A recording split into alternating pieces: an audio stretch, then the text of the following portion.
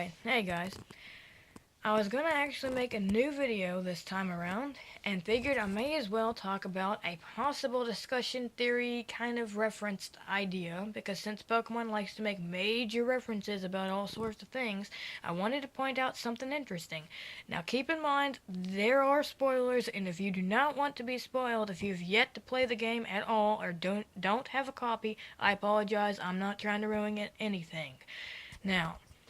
I'm sure those that know Pokemon Sun and Moon are aware that in the storyline at some point you are told or taught that Gladyon and Lily are both brother and sister and that their mother happens to be the Aether Foundation president, Lusamine. And with that being said, let me put that to the side for a second and now tell you of another family that has a similar structure. Now, those that have grown up like I have playing the luxurious game Chrono Trigger are aware of the fact that Magus has a sister named Shala and is, of royal blood from a royal family. And his mom is Queen Zill, and, his father, respectively, is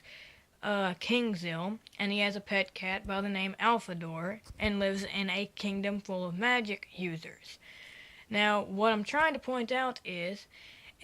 Gladyon is like the Pokemon universe's version of Magus due to the fact that, much like Magus, they both share the common similarity of having very, very serious emotions and feelings and urges of protection toward their sisters for various reasons. Also, they both actually have very, very self-centered mothers because Lusamine, much like Queen Zill, is very cold-hearted, doesn't really care about anyone else, and only thinks of herself, and does not have any intention of protecting anyone whatsoever other than herself, not even her associates that work under her. And what I wanted to point out was that, much like Magus, Gladyon actually is kind of very, very protective of her and always worries and frets that she's going to get hurt badly if he's not there to protect her. And so he always depends on you, the player, to do what he can't do when he's not there to make sure she's safe.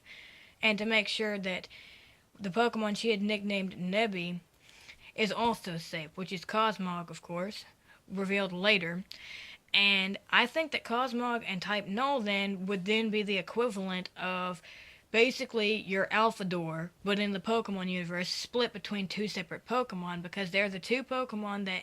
seem to like those two children more and were both taken away from the Aether Foundation Paradise, which is kind of like the Kingdom of Zeal, made to be perfect, even though in reality it's actually not because it's falling apart. So what I'm trying to point out is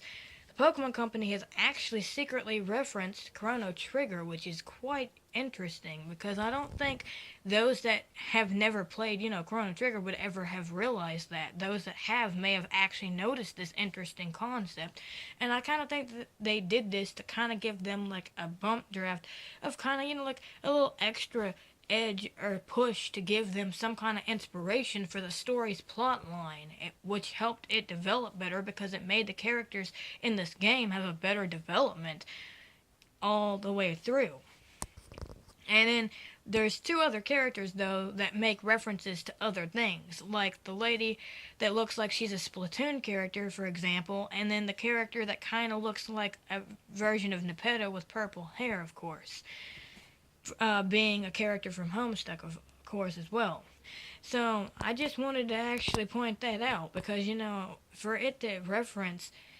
Chrono Trigger of all games, I actually am really, really happy because that's like twice the nostalgia right there, because that's even better than just one thing of nostalgia, because sometimes it takes 2 cups of it before you can really be knocked out, and that right there is really cool. Not to mention, all this dance move stuff could be a reference to how, like, in that one part in Chrono Trigger, they do that fusion dance like in Dragon Ball Z, when they fuse together to create that monster when you're going to clear out the part for the Masamune. So it's actually pretty daggum interesting when you think about it. But other than that, I hope you actually enjoyed this interesting tidbit of information, and if you want more videos, just tell me in the future and like what to make my videos about, and I'll actually try to see what I can do. And if you are interested, I'm also an artist and would be more than happy to do drawing requests too for you guys. So if there's anything you want me to talk about or, you know, just draw, let me know in the comments below.